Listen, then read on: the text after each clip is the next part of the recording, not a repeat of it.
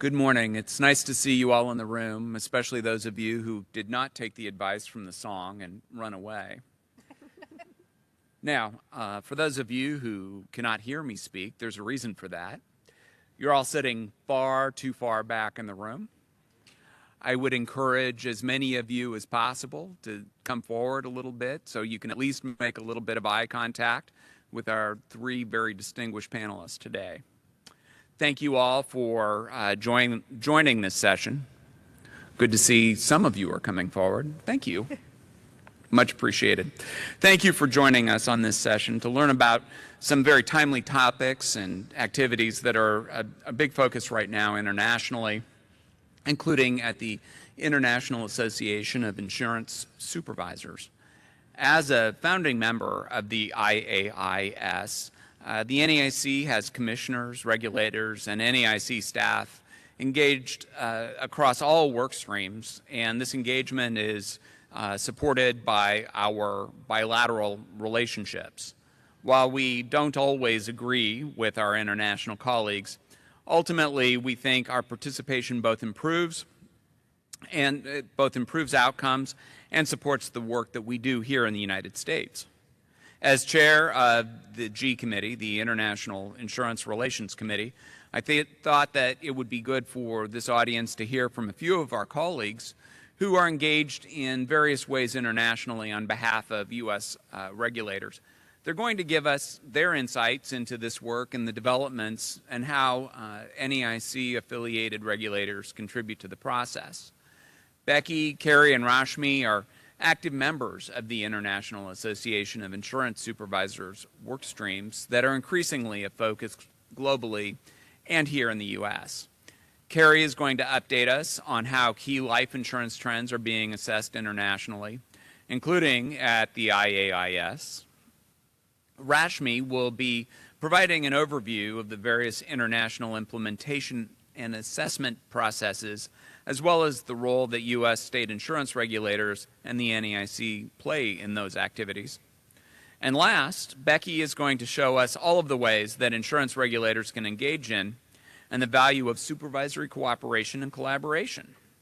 We're going to keep this conversational, but first I wanted to give everyone a little bit of a chance to introduce themselves. I'll start off. My name is Eric Dunning. I'm the director of the Nebraska Department of Insurance, and again, chair of the G Committee, as well as I serve on the executive committee of the IAIS. Hi, Carrie Mears, and I'm the Chief Investment Specialist at the Iowa Insurance Division. Here at the NAIC, I am the Vice Chair of the Macroprudential Working Group and take some of that experience over as a member of the IAIS Macroprudential Supervision Working Group, which actually I became Vice Chair of in this last year. I'm Rashmi Sutton. I've been on the international team at the NAIC for about 11 years. In that capacity, I support our members in all sorts of international engagement, so their bilaterals, conferences, the International Forum, and I'm also a really active member at the IAS. I'm the Vice Chair of the Implementation and Assessment Committee. I'm active on the Standards Assessment Working Group, the Operational Resilience Working Group, lots of different work streams there, and I also support some of our members who are involved in other work streams at the IAS. And I am Becky Easlin. I am the Deputy Commissioner for Wisconsin, and I'm also the Vice Chair of the Aggregation Method Implementation Working Group. And at the IAS, I serve on the Capital Solvency Working Group. Well, wonderful. Thank you all for giving folks a basic background in what you're doing in that space. Now, most of you in the audience are likely aware of the work that we're doing at the NAIC in terms of life insurer sector ownership and structure. It's also important, though, to note that this work dovetails with increased attention at the international level, including at the IAIS in various ways. So I'm going to spend a few minutes talking to Carrie about her role in this space. Carrie, would you give us an overview of some of the recent work at the IAIS and how this might fit in with some of the ongoing activities? Sure.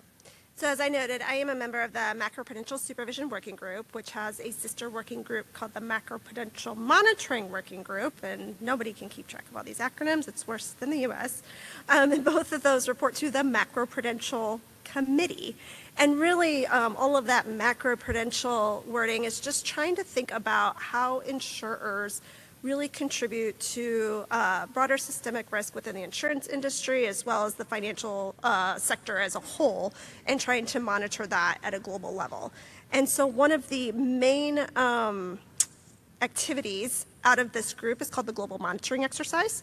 And so the GME is an annual project. It's coordinated by this Macroprudential Monitoring Working Group, but really includes feedback from everyone kind of in that collective.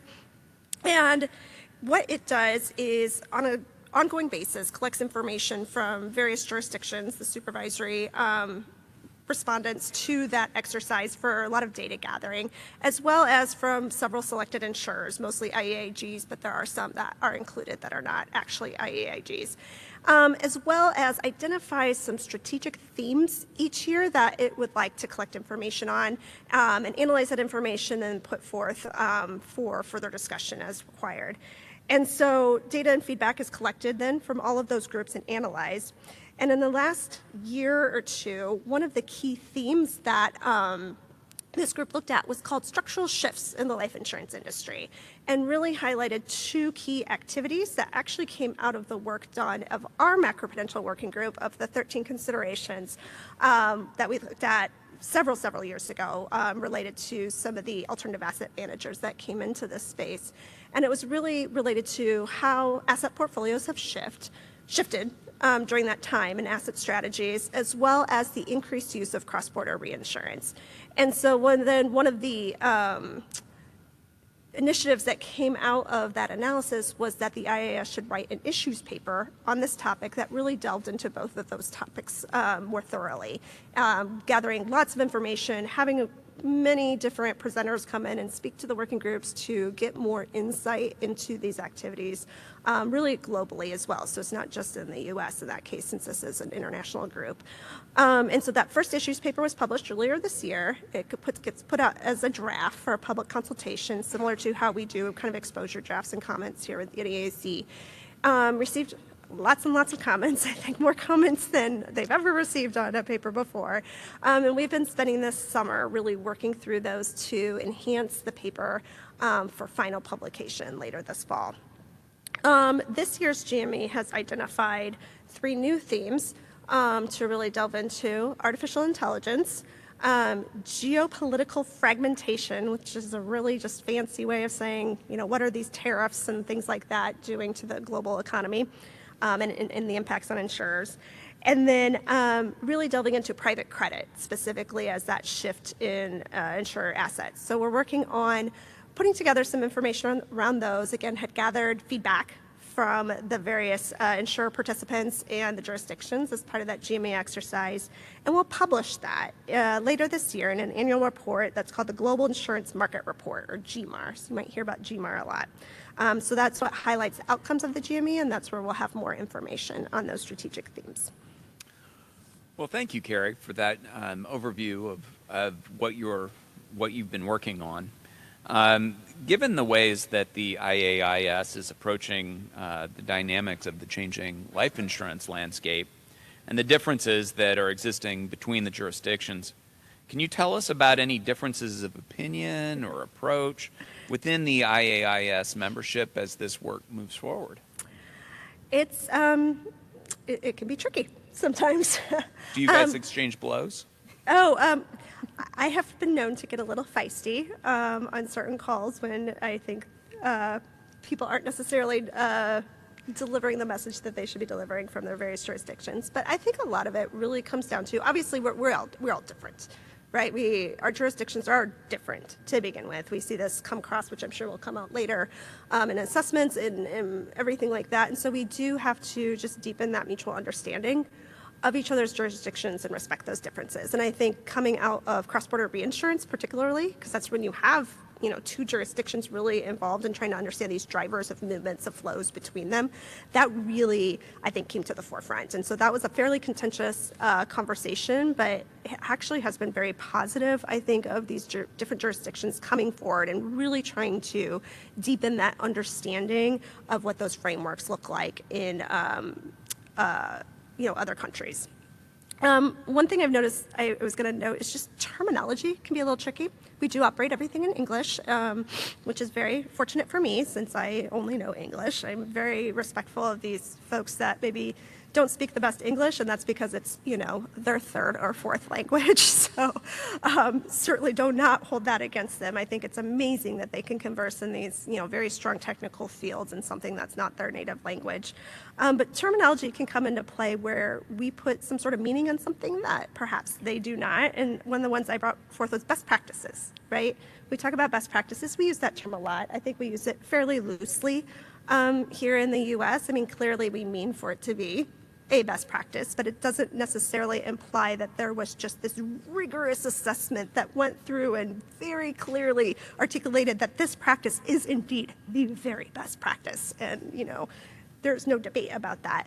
And I think overseas that tends to be more the meaning of that word. They're very, very careful to use that type of terminology when that just can get thrown around here in the U.S. And one of the things that, other things I would just note is one of the benefits I think we bring from the U.S. is we do have regulators that participate on these groups, and we're the ones that are kind of in the trenches. We're the ones working with insurers. We are, this is our third job probably at this point, and our first job is obviously overseeing the companies that are domiciled in our state. And quite often the participants from other jurisdictions, really that's their only role, and they don't necessarily have that practitioner experience. So trying to kind of bring things down to how things really work can be somewhat of a challenge sometimes when working there. That's wonderful insight. Thanks very much. So as you mentioned, the IAIS issues paper builds on the 2024 GMAR. It included changes in the life sector as a topic. Do you have any expectations to see more focus on this topic after the publication of the final issues paper?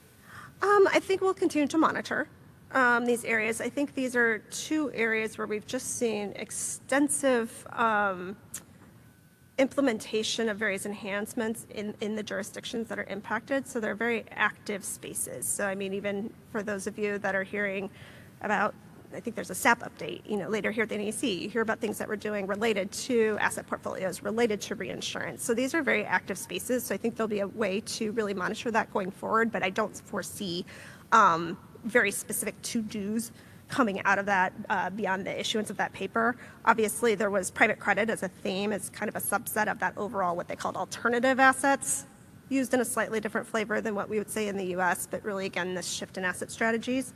And so we'll continue to work through what that looks like, again, as we work on it in the U.S. as well.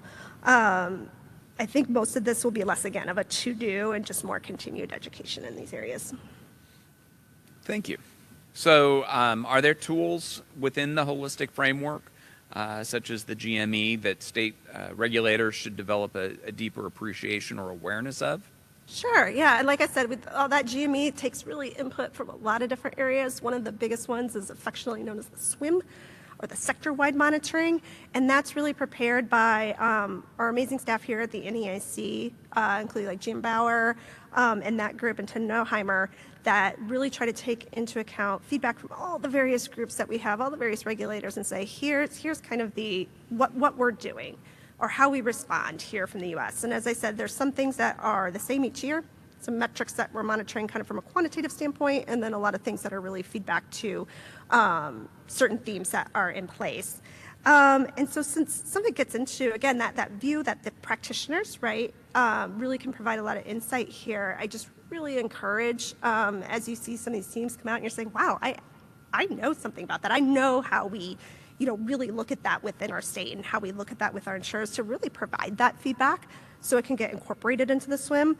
It does get sent out to macroprudential working group members, albeit in a very, very, very tight time frame. I promise you, that's probably one of the things to know about the IAS is time frames seem to have no meaning to them. They expect that you will be able to do this in the next 24 hours. But I always highly encourage, obviously, that membership, but really everybody, to review that as much as possible because, one, it's obviously knowledge building for yourself to really understand kind of what's going on and what types of topics are really gaining steam on an international perspective, but obviously the insights that you can share into that process will make it just, much more enhanced. I find, too, there's a tool that just labels all the ICPs, which are the insurance core principles that are kind of guidance at an international level for how we do supervision. There's a tool online that really details all of those in a pretty easy to use format. And I have found that incredibly useful when trying to apply to some of the insurers that we have in the state of Iowa, particularly if you have someone that's like on the precipice of becoming an IAIG, so one of those really larger, more identified, internationally active insurance groups. Those tools can help you kind of determine the scope of the IAIG or how to implement a recovery plan or some of these requirements that come from having some of those bigger, more internationally active groups in your state. And then one aspect, too, of the GME is called the collective discussion. And a portion of that is after they've gathered all this quantitative data, they say, hey, we'd like to hear, for whatever reason, more from this particular company. And it's actually not from the company. It's from the group-wide supervisor of that company. And it might be that they saw growth in a certain area and certain metrics. You can use some discretion to just choose some companies they want to hear from. And sometimes getting called to present in front of that group can be a little overwhelming. We should know because we get asked a lot, unfortunately. I have to do that later this week on Singapore time, pretty much in the middle of the night. But the NAIC staff that supports regulators in that are a great resource. So for some reason you do get called upon to do such things, you can reach out to that staff and they'll really help you walk through what to expect, or reach out to other regulators that have gone through it before and they can walk you through that aspect too. Well, wonderful. So middle of the night for Singapore, I'm suggesting that you buy a pair of Donald Duck pajamas and wear them. That'd be lovely. It'll be really exciting stuff. So one last question for you. Sure. So there are connections between the IAIS work and what we're doing here at the NAIC. Best examples would be the work of the Macroprudential Working Group and the RBC Task Force. So talk to me a little bit about why should state regulators who are involved in NAIC work follow what's going on at the IAIS? And as a quick follow-up, do you also see a role for other regulators to be more involved in that process? Firstly, I am going to just quickly comment that Director Dunning has InsurTech socks and a tie on, and if he provided me with some InsurTech pajamas, you bet I'd be wearing those. Let me see what I can do. It's a quick turnaround time, but I've had bigger projects. Let's see. Got you covered.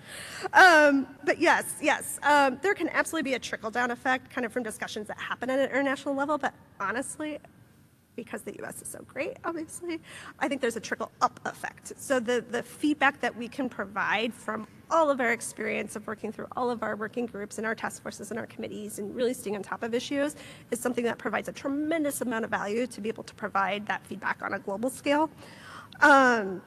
Speaking to earlier, again, kind of pointing out that there's not always active practitioners that are involved from other jurisdictions. They're incredibly bright people. I don't want to take anything away from the value that each of those participants provide, but sometimes there can just be a disconnect from what's actually happening on the ground, and that's something that we as regulators within the state-based system really can provide. And so the NAIC is always looking for regulators to be part of these groups.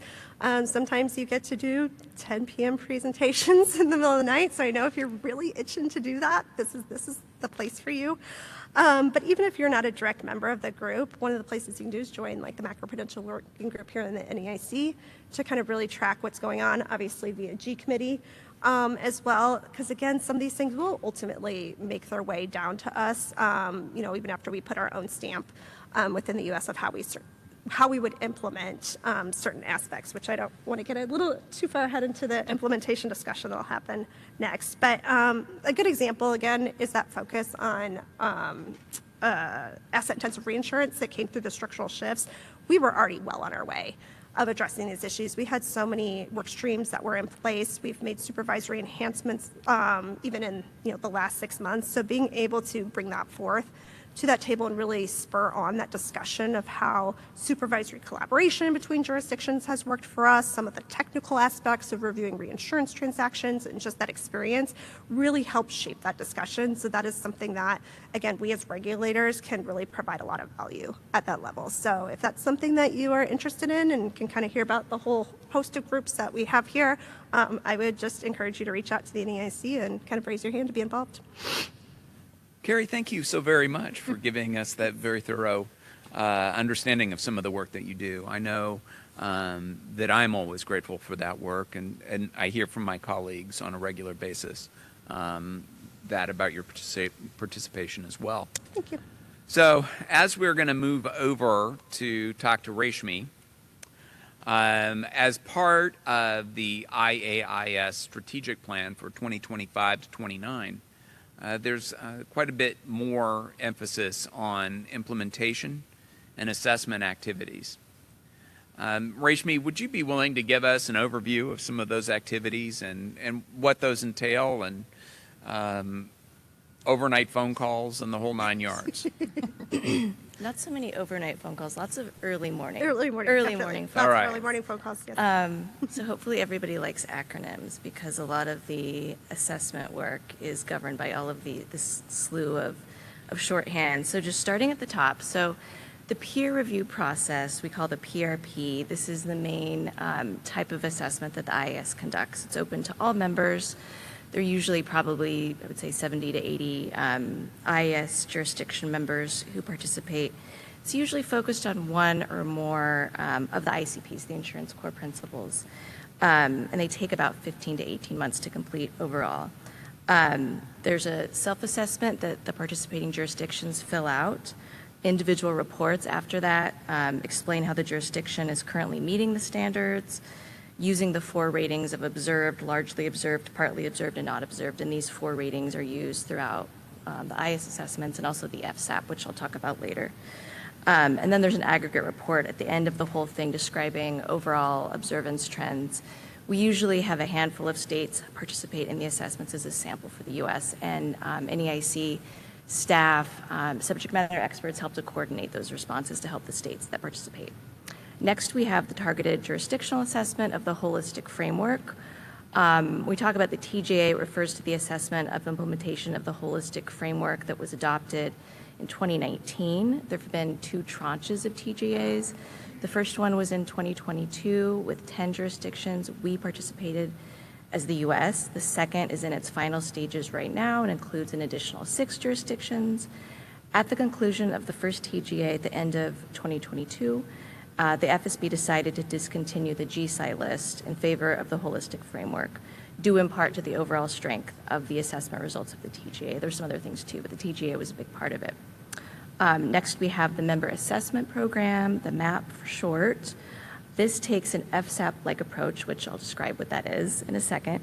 It focuses on one jurisdiction at a time, generally a jurisdiction that does not undergo an FSAP, but wants to have a really in-depth, broad assessment of their regulatory framework. Consists of all 25 of the ICPs, includes self-assessments and in-person meetings, and then culminates in an assessment report. The self-assessment tool, the SAT, this is a newer sort of thing where we've taken all of the existing old PRP questionnaires and put them into an online tool that allows jurisdictions to go on at any time and check their current observance levels. It's mostly used by more developing jurisdictions, and they may have made changes recently or just want to see how they're doing. Right now, the IAS is currently transitioning to a new online tool to make it easier to use and also try to increase usage in general of the online tool. And next, but certainly not least, is the FSAP, the Financial Sector Assessment Program. This is not an IAS assessment. It's conducted by the International Monetary Fund approximately every 5 years. It's broader than just insurance, so it covers the whole financial sector. It's coordinated by our federal colleagues at the Treasury Department. We've had 3 FSAPs. So we had our first one in 2010, one in 2015, and then the most recent one concluded in 2020. Given COVID and other delays, we're actually overdue. So it's 2025, and we should be sort of at the end stages of that one, but we haven't actually started yet.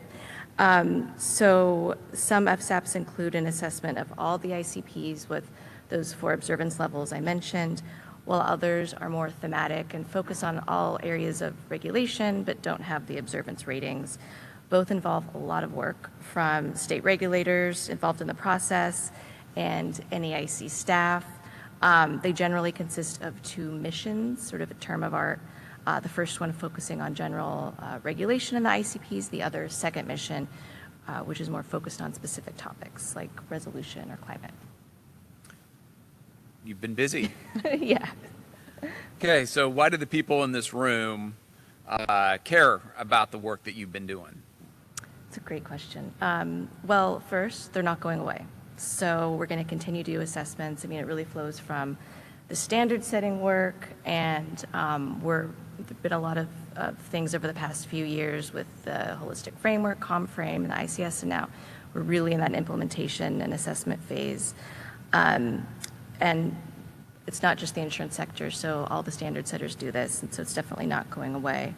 And I also think there's a big opportunity to learn and grow from the assessment process, whether it's looking at the outcomes. So if we look at the outcomes of the FSAP or the TGA or any of the PRPs, and look at those recommendations and results, but also being on an assessment team, taking part in it from the other side, because then it helps. You have that experience. I think it feeds into to when you have to do the FSAP and sit across the table and know the inner workings and what the assessors are looking for.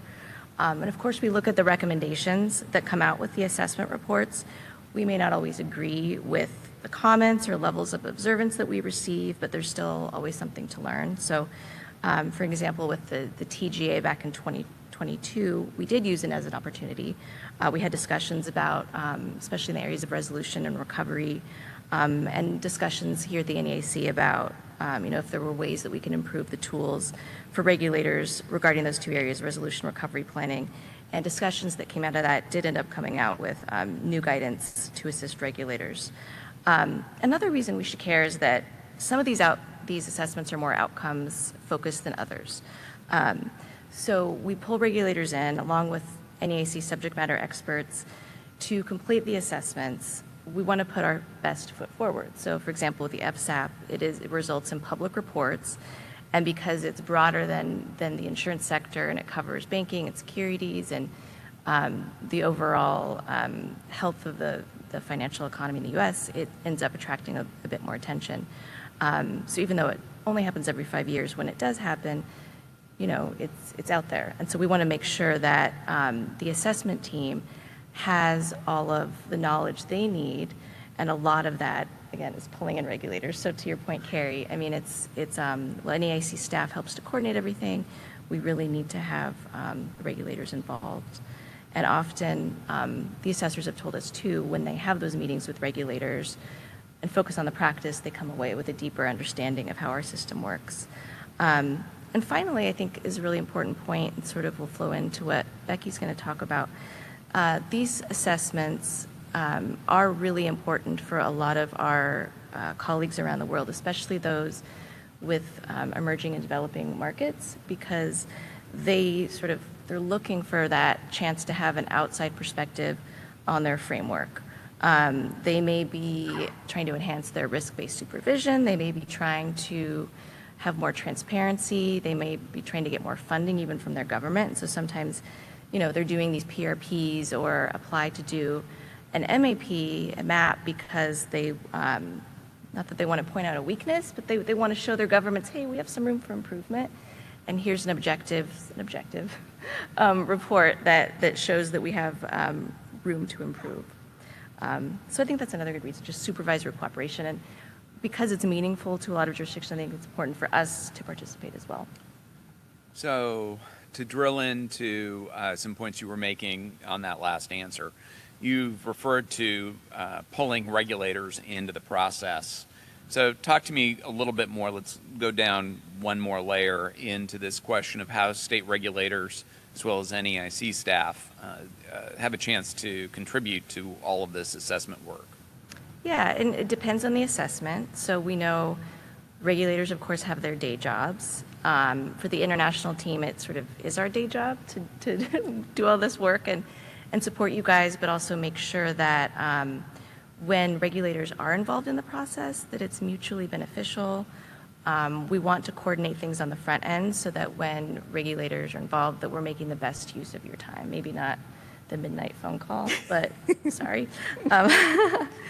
And so we've had regulators serve on the expert teams for the PRPs. Right now, the current PRP is on ICP 13, which covers reinsurance, and we have a regulator from California, Monica Macaluso, who's on that expert team. We've also had regulators on expert teams for the TGA. I said right now we're wrapping up, kind of in the end stages of wrapping up the second TGA. We're not being assessed as part of this one, but we're involved on the other side. So we have two regulators who are involved in that, Bob Wake from Maine and Dan Bumpus from Virginia. Dan's actually co-lead of that team. We have a regulator who's working on the map for Costa Rica from Alaska, Alex Romero.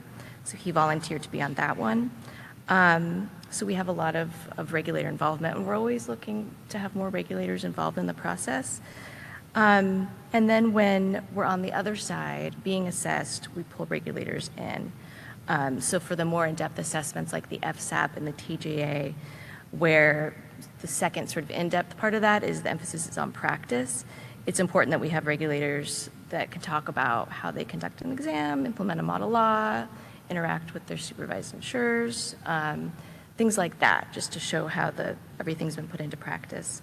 For the PRPs, we usually have a handful of states respond to the survey on behalf of their jurisdictions. It's a little bit different when we're doing the FSAP or the TGA. It's sort of the U.S. as a whole with a lot of regulator involvement, but we try to have one. For the PRPs, it ends up being a few states that volunteer. NEIC staff helps to coordinate and give them information on deadlines and how to do it and all of that. The states answer the questions and have their own individual reports as part of that. Okay. So what happens to all of these assessment results? Are you writing reports that no one's ever going to read? I mean, what does the IAIS do with the results, and how does the NEIC as a team usually approach results when we've been assessed? yeah, so I mean, again, it depends on the type of assessment, what it's trying to accomplish, whether it's more about really serving the members or whether it does have the outward facing part of it as well. And yeah, I mean, there's a lot of work on the side of the assessed and on the side of the team doing it. So that would be the IS Secretariat and the IS members who volunteer to be part of this work. So we really hope that it's not one and done, that, that's not just sitting on the shelf somewhere, but that it's an opening to improvement where needed, or conversation, or an application paper, or something more. So in terms of the IS response, for the PRPs, which, like I said, are thematic, usually focusing on one or two standards, there's a feedback loop. So once it's all finished and there's an aggregate report, there's usually some sort of presentation given to the relevant working group at the IAS that focuses on that subject as an ongoing basis, to note any trends or things that maybe should be followed up on, whether maybe the standard that needs to be revised or at least opened up to see if it needs to be revised. And that was also the case with the TGA. So following the assessment, a few resolution recovery related standards were opened up, and the relevant working group went through them and decided if any changes needed to be made to make them more clear and outcomes focused. And so that did happen. Those were adopted last year. And there's also follow-up for certain assessments just based on need and what it's trying to accomplish. So the TGA was requested at the request of the Financial Stability Board. Like I said, this was part of the whole move to the holistic framework away from the GSI designation process. So following the first TGA, there was a progress monitoring step that was in 2023 where it was a simple sort of go through to see if any updates had been made since the TGA. And now we're doing a second stage of progress monitoring. It's actually happening right now, again, just to see now in 2025 what improvements have been made, if any, since 2023. In terms of how we react to the results, again, that depends on the type of assessment. So the FSAP is more formal and structured, like I said, outcomes focused in terms of the results being public and all of that. So we kind of the same way take a more formal approach to how we approach and take stock of the relevant recommendations. Again, not that we always agree with everything, but there is a process for sort of cataloging, and we actually create a referral plan. So we've done this the past couple times through our Open G committee process. The recommendations are then shared with relevant NEIC groups, and for them to determine if any action is needed. And of course, just broadly, we make sure that our regulators are aware of the results of the assessment, the reports, and have all those documents and a sort of a high-level understanding of what the outcomes were. And the TGA follow-up was similar to that, where it was a little bit more formal, and there were some identified areas that we felt like we could maybe improve upon or at least revisit. And in the areas of resolution and recovery planning, there were conversations with the relevant NEIC groups, and there ended up being some updated guidance over the past couple of years to provide additional tools to regulators. Okay, Rishmi, I'm going to ask you one last question here. The FSAP process starts again next year, we think. Can you talk about the role that the people in this room will be playing in the FSAP process? Sure. Yeah, and we are unsure exactly of the timing, so that should be a caveat. A lot of this is just going off of what's happened previously, but we have been told it should start next year. So it's a little theoretical because we're not privy to the conversations that may be going on right now between the Treasury Department and the IMF, but we can kind of guess. We don't know the scope as well, but we can kind of guess. And we think that it will probably cover all 25 ICPs during the first mission, and then the second mission will have some sort of thematic focus. Again, we're not quite sure yet.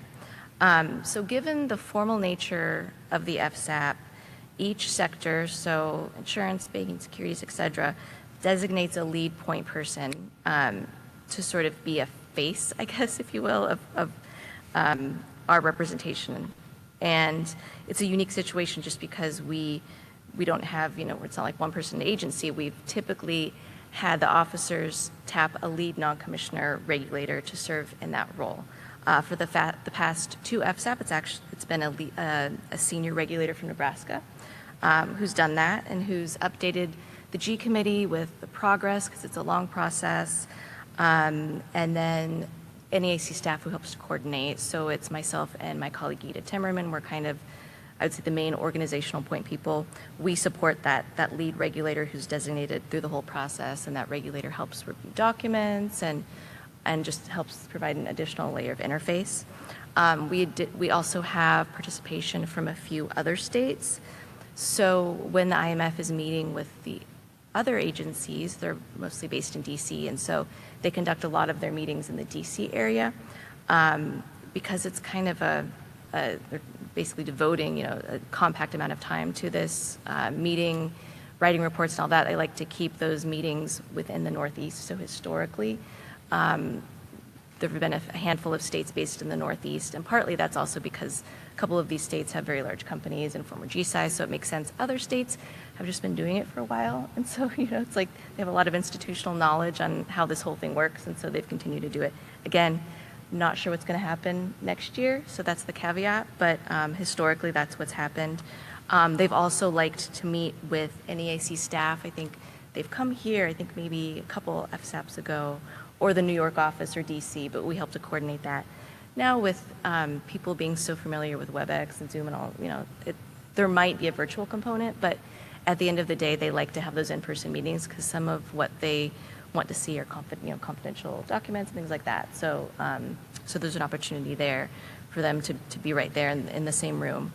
So, so it's a lot of work. We do expect that regulators will definitely be involved. NEIC subject matter experts are involved. They do a tremendous lot to sort of get everything teed up.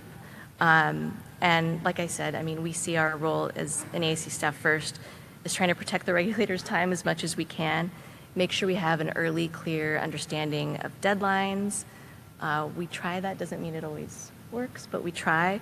So we have time to answer the questions and review drafts, make sure that regulators have all of this on their calendars, and we help to serve as the go-between between the other, Treasury Department, the IMF, with the regulators.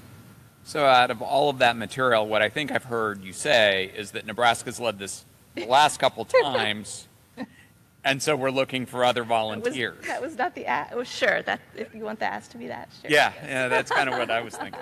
But okay, well, so we're going to move on to our last guest. We're going to talk to Becky Eastland a little bit.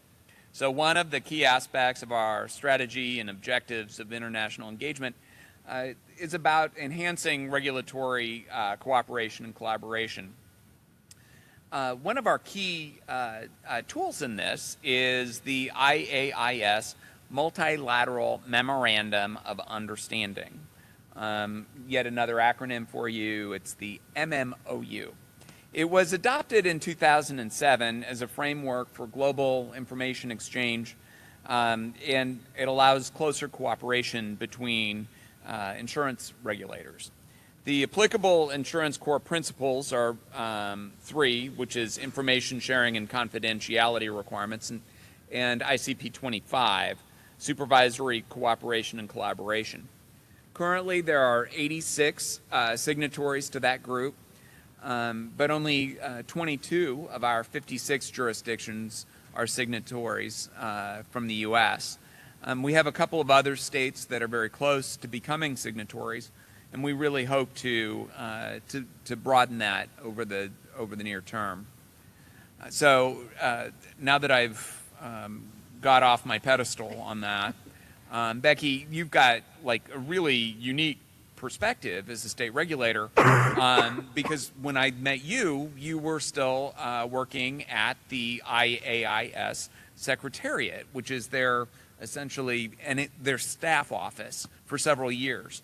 How does that experience affect your work now as Wisconsin's deputy? Yes, so that was a great experience. But before I went to the IAS, I actually spent about 17 years with the Commissioner of Insurance in Wisconsin. So in going to the IAS, I had quite a bit of background, a real solid stance in U.S. regulation. And one of the key responsibilities I had going there is to really teach persons not from the U.S. about U.S. regulation. And my primary objectives there were development of the insurance capital standard, as well as I worked with data collection for the aggregation method, as well as ICPs 15, which is on investments, and ICP 16, which is risk solvency assessments, and as well as many other things, as others are talking right now. The activity at the IAS is very quick paced. So I also worked with the accounting and auditing working group, and I did the macroprudential supervision paper. And all of this comes back, as well as the relationships that you build during the time you're there. It comes and it affects everything that I do today. Many of the different things. We all have something in common. We want to make sure policyholders are protected. And so we may not do things the same way all the time, but that is definitely our goal objective. Thanks. Thank you, Becky. I appreciate that level of insight. In an effort to make sure that we don't stand between these people and their lunch, I'm going to skip to our next question and focus in on the MMOU. So Wisconsin, of course, is a signatory to the MMOU. Would you tell me a little bit more about that? What are the practical benefits for states in joining the MMOU? And can you talk a little bit about how the NEIC can help states through that process? Yeah, for sure. So currently there are 22 states that are signatories of the IAIS MMOU. It's always difficult to say IAIS, and I worked there for 7 years. Right? We need a new acronym or something. It flips me every time. And there are several more currently in the pipeline. But in terms of process, you submit an application on an IAIS online tool with requested materials, and then a validation team is appointed to review the application and to draft a report. So this validation team is selected to be regionally balanced. Once the validation team signs off on the report, it is submitted to the entire signatories working group, which includes all IAIS MMOU signatories, for their review and approval. And once that's approved by the working group, the request goes to the high-level committee for approval. So, The high-level committee? yeah, the high-level committee. Oh, that's great. So if approved, then you are invited to become a signatory. And so the process takes about 8 months to a year, but it can be longer or shorter depending on a variety of factors from the applicant and or validator side. So it's important if any state is interested in applying. Gita Timmerman is your contact, and I'm sure you can find her information somewhere on the NAC website. The NAC staff directly, and she can help you navigate the process and discuss the application in more detail. And I will say, Gita is the chair of the process that oversees this at IAIS, and she's been very passionate about helping people walk through that process. We have resources to help you get that done. And it's not 8 months of consistent work. It's No. a lot of, well, frankly, probably hurry up and wait sort of stuff. So, but we do have some strong supports to help you get through that. Moving to bilateral meetings. So we do a slew of bilateral meetings throughout the year. And those are usually focused on sharing updates and building on existing relationships one-on-one between Team NAIC and foreign regulators. Do you think this type of engagement supports our more technical supervisory coordination, like through supervisory colleges and similar things? Oh, for sure. It's really important, and is my experience too, for us to understand how other countries regulate. And to talk about the challenging issues that we're facing today, which there's no shortage. And so to see how another country is viewing it compared to how we're viewing it, it can add benefit to both countries. So the bilaterals really serve a strong purpose for us to move forward with regulation. Wonderful, wonderful. So Becky, in terms of our regulatory toolkit, would you talk to me a little bit more about the role that supervisory colleges play and why the involvement of both the lead state and other supervisors is so darned important? Yeah, so supervisory colleges actually developed. I was there in the inception of supervisory colleges, and it really does help you as you can come into a forum with, a holding company group. Generally, they're for IAIGs, so it's a large holding company group, and you can talk about issues that are going on in another country that you may have not been abreast of or understand what kind of risk there is, and as well as getting to know and developing relationships with the other key regulators from these countries. So if there are issues that are happening, you have a contact, you have somebody to go to. So supervisory colleges really do serve a good purpose. Thank you very much, Becky. I really appreciate your insights.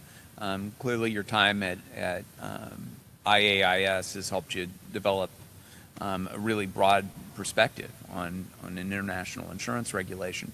So now we're going to move to the favorite part of any NAIC event, and move to the part of the presentation where we're going to allow the audience to ask some questions, should you be so moved. I think we've got time for one question, so make it a darn good one, knowing that you probably stand in the way of, well, dessert for some of these people. Wow. Okay. I see we've bludgeoned you all into submission. That's great. No, they want lunch. Probably some combination of both. Well, with that, seeing that we've answered every question that you could possibly have come up with, I think we're going to call this adventure to an end. And please join me in thanking our three panelists. They've done an amazing job. And thank you.